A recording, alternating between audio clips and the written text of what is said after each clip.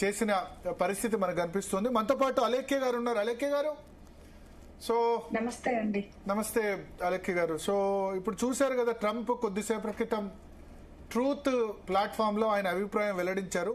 This is after Russia, China, India ముగ్గురి proximity, ముగ్గురి closeness మనం చూసాం. నరేంద్ర మోడీ, జిన్పింగ్, పుతిన్ ముగ్గురు కలవగానే ట్రంప్ కు దడ మొదలైనట్టు మనకు కనబడుతోంది. ఎస్, అవునండి, ఈ విజువల్స్ అన్ని చాలా వైరల్ అయ్యేసరికి నెటిజన్స్ తో పాటు ట్రంప్ కూడా చాలా ఎఫెక్ట్ అయినట్టు అనిపిస్తోంది నాకైతే.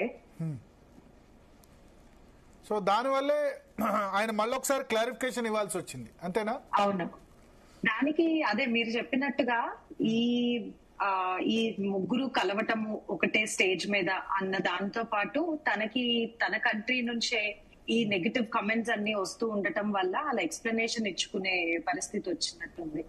ఓకే ఓకే, సో ఏం చేయబోతుంది అంటారు నీ ఉద్దేశాలు? ఇప్పుడు మనం ముగ్గురం కలవడం వల్ల లాభం ఏంటి?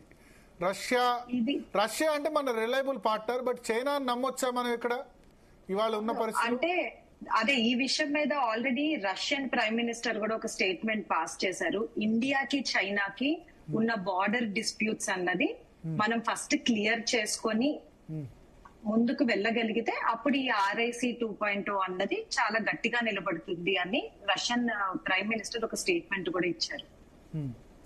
అయితే ఇక్కడ మనం చూడాల్సింది ఏంటంటే 1996 లోనే ఒక స్ట్రాటజిక్ డైలాగ్ అయ్యి RIC అన్నది ఫస్ట్ టైం వరల్డ్ లో తెర మీదకి వచ్చింది. ఇంప్లిమెంటేషన్ అన్నది 2006 నుంచి స్టార్ట్ అయినా కూడా ఎప్పుడైతే 2020లో ఈ గాల్వన్ అటాక్ అయిందో అప్పుడు అదంతా స్టాప్ అయిపోయింది. ఇప్పుడు మళ్ళీ కొత్తగా RIC 2.0 అని ఎక్కువగా వినపడుతోంది.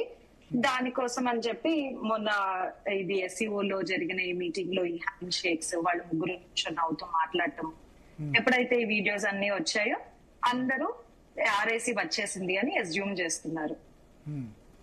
సో ఇప్పుడు ఆయనకు ఒక్కసారిగా ఈ విజువల్ చూడగానే, మోడీ, జిన్పింగ్, పుతిన్ చూడగానే వెంటనే రెస్పాండ్ ఆటోమేటిక్ గా అయిపోయారు మళ్ళీ, ఎందుకంటే అవ్వాలి. ఎందుకంటే ఇప్పుడు రష్యా, ఇండియా, చైనా కలిపితే 40% of global population, 1/3 of world GDP.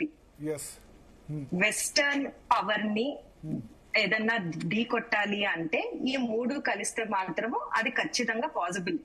కాబట్టి అది బిగ్గెస్ట్ థ్రెట్ టు అమెరికా అవుతుంది. అందుకని చెప్పి ఇమీడియట్ గా రియాక్ట్ అయ్యి ఆ ట్వీట్ చేయడం జరిగింది. In terms of area also, area కూడా మీరు చూస్తే కనుక రష్యా ప్రపంచంలోనే అతిపెద్ద వైశాల్యం కలిగిన దేశం రష్యా, చైనా ఆల్సో, ఇండియా, ఈ మూడు కలిసి అంటే నాకు తెలిసి ఇది కూడా ఒక 1/3 ఏరియా ఉంటుంది ప్రపంచం దానికి సంబంధించి. సో అదొకటి. రెండోది, మన GDP నెంబర్స్ చాలా పెద్ద సమాధానం కదా ట్రంప్ కి. అంతే కదండి, ఆయన అనుకున్నారు ఈ టారిఫ్స్ ఏదో ఇలాంటి చిన్న చిన్నవి చేయటం వల్ల ఇండియాని ఎలా అయినా కంట్రోల్ చేయొచ్చు అన్నది అనుకొని ఇచ్చేశారు. కానీ ఇండియా మాత్రము ఏమాత్రం భయపడకుండా ఇమ్మీడియట్ గా జపాన్ తో మీటింగ్స్ పెట్టుకుంది, చైనాతో నెగోషియేషన్ స్టార్ట్ చేసింది.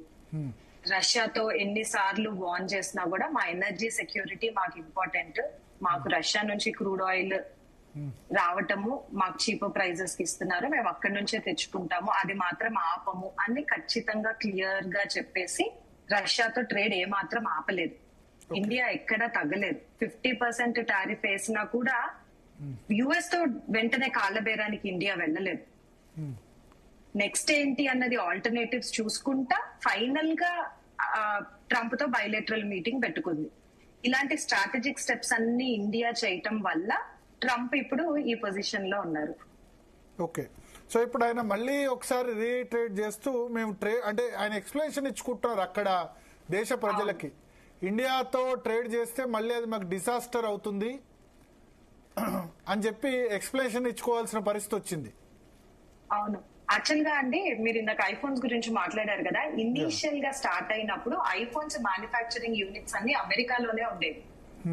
తర్వాత ఎప్పుడైతే ఇండియాలో కూడా ఇన్వెస్ట్మెంట్స్ పెరిగాయో, మన దగ్గర ఫ్యాక్టరీస్ రావటం మొదలుపెట్టి ఇక్కడ చీపర్ ప్రొడక్షన్ కాస్ట్ ఉండటం వలన అప్పుడు US నుంచి ఉన్న ఇండస్ట్రీస్ అన్ని, మ్యానుఫ్యాక్చరింగ్ యూనిట్స్ అన్ని ఇండియాకి వచ్చాయి. ఓకే, ఇప్పుడు ఇలాంటివన్నీ వాళ్ళు ఎలా అనుకుంటారు అంటే వాళ్ళ దగ్గర నుంచి మనం ఏదో ఆపర్చునిటీ లాగేసుకున్నట్టు. Okay okay